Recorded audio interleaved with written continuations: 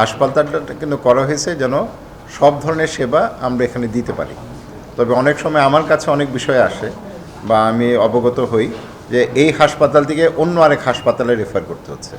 এটা তো আমরা কোনোভাবেই চাইবো না। মানে এই এলাকায় যেহেতু হাসপাতালটা আছে, আপনি এটা নোট করছেন ডিরেক্টর সাহেব, আমরা যেটা চাচ্ছি যে এই হাসপাতালে কেউ এসে তাকে যেন আবার অন্য কোনো হাসপাতালে রেফার না করতে হয়। এটা কিন্তু হচ্ছে আমাদের সবচেয়ে বড় অবজেক্টিভ। সুতরাং এটাকে আমরা সকল ক্ষেত্রে মানে কিভাবে এই হাসপাতালকে আমরা স্বয়ংসম্পূর্ণ করব যতটুকু সম্ভব। তো আমাদের যে প্রতিটা ডিপার্টমেন্ট আছে ওই ডিপার্টমেন্ট অনেক সময় আমি শুনি এখানে হচ্ছে না, ট্রমাতে যেতে হবে বা নিউরোসায়েন্সে যেতে হবে বা সার্ভার দিতে যেতে হবে। তো তাহলে আমার মুগদা কেন করলাম? সো মুগদায় আমাদের সব ধরনের সার্ভিসগুলো যেন থাকে। আরেকটা মানে যেটা খুবই আনফর্চুনেট, সম্প্রতিকালে অনেক মানে খুবই দুঃখজনক মর্মান্তিক ঘটনা ঘটে গেছে। আমাদের এখানে পোস্টমর্টমের কোনো সুযোগ নাই। তার মানে অর্থাৎ এখানে যখন কেউ যদি একটা অ্যাক্সিডেন্টে বা অন্য কোনো কারণে কেউ যদি অস্বাভাবিক একটা মৃত্যু হয়, সেটা কিন্তু আমরা এখানে পোস্টমর্টম করতে পারি না। পোস্টমর্টম করতে না পারা মানে আমি ডেথ সার্টিফিকেট দিতে পারি না। সো এটা তো যে কোনো একটা হাসপাতালের জন্য একটা বড় রকমের ঘাটতি, তাই না? এখানে একটা মানে লাশের ঘর থাকবে, এখানে আপনার ময়নাতদন্ত পোস্টমর্টম হবে। সো একটা আপনারা করেন যেটা আপনারা সবাই আপনাদের, এই কারণেই বলছি যে আপনারা আপনাদের স্ব ইনপুটগুলো দিবেন যে যেই ডিপার্টমেন্টে আছে যে আমার কি করতে হবে। আমরা হয়তো রাতারাতি সব একসাথে করতে পারবো না, তবে আমাদের যদি একটা তালিকা থাকে যে আমার এই 10টা কাজ করতে হবে যেন এই হাসপাতাল থেকে অন্য কোনো হাসপাতালে না যেতে হয়, তাহলে ওই 10টা কাজগুলো কি মানে আমাদের এখানে কি লাগবে, তারপরে সেটা পরিকল্পনা, সেটার অর্থায়ন, সেটা বাজেটিং আমরা পরে করতে পারবো। তো আপনারা সবাই সেই ইনপুটগুলো দিবেন এবং আমি চাই আগামী 1 মাসের মধ্যে আমরা আমাদের সেই মাস্টার প্ল্যানটা আমরা তৈরি করি। সেটা অটিজমের ক্ষেত্রেও হতে পারে, সেটা আমাদের হার্টের ক্ষেত্রেও হতে পারে, যে কোনো ক্ষেত্রে। অর্থাৎ আমরা এখানে যেই সেবাগুলো দিচ্ছি এই ব্যাপারে আপনাদের যদি কোনো আলোচনা থাকে বা মতামত থাকে আপনারা খুব সংক্ষেপে আলাপ করতে পারেন। ঘাটতির জায়গাগুলো কি, বসে থাকবো না। যদি 34-এর জায়গায় আমি যদি 40-এ নিতে পারি, এটা তো আমার প্ল্যান হিসেবে থাকা উচিত। কারণ দেখেন এই পুরো আমরা যেটাকে পূর্বাঞ্চল বলি, এই পাশে কিন্তু এই ধরনের আর কোনো হাসপাতাল বা ফেসিলিটি নাই। সুতরাং এটা আপনি ওদিকে ড্যামরা বলেন, যাত্রাবাড়ি ধরেন, এমনকি কুমিল্লা থেকে মানে ডেঙ্গুর সময় যখন আমি যাই কুমিল্লা থেকেও এখানে পেশেন্ট আসে। কারণ এই পাশ থেকে যারা আসে ঢাকায় প্রবেশ করার সময় এটাই প্রথম হাসপাতাল, যে কারণে এখানে অনেকে আসছে। এবং সো আমাকে তো ওইভাবে এটাকে বিল্ড আপ করতে হবে।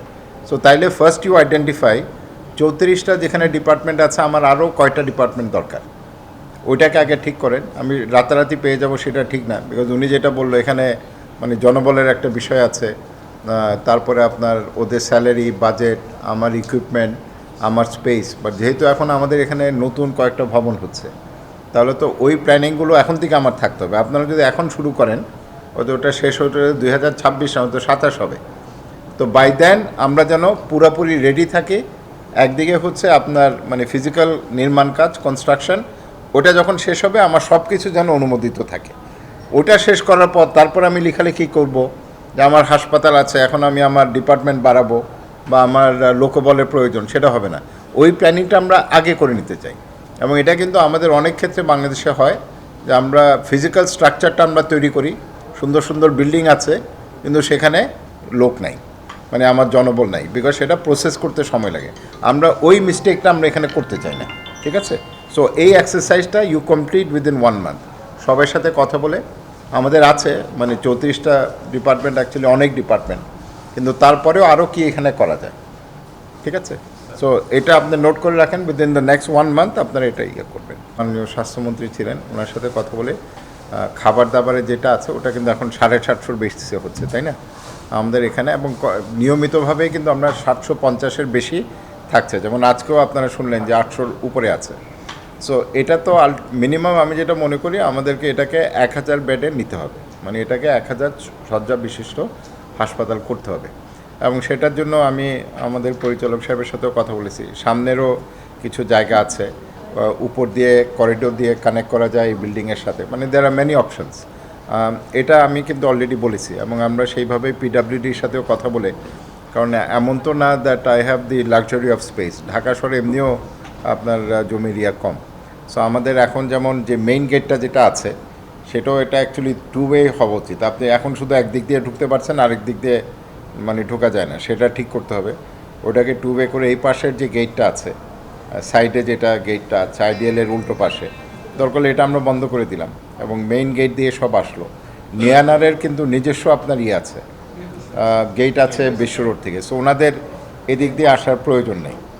তারপর আরও কিছু উনি আমাকে বলেছেন, আজকে হয়তো আমরা আলাপ করবো আমাদের যে মানে ইমার্জেন্সি বা ওটাকে একটু রিলোকেট করা যায় কিনা।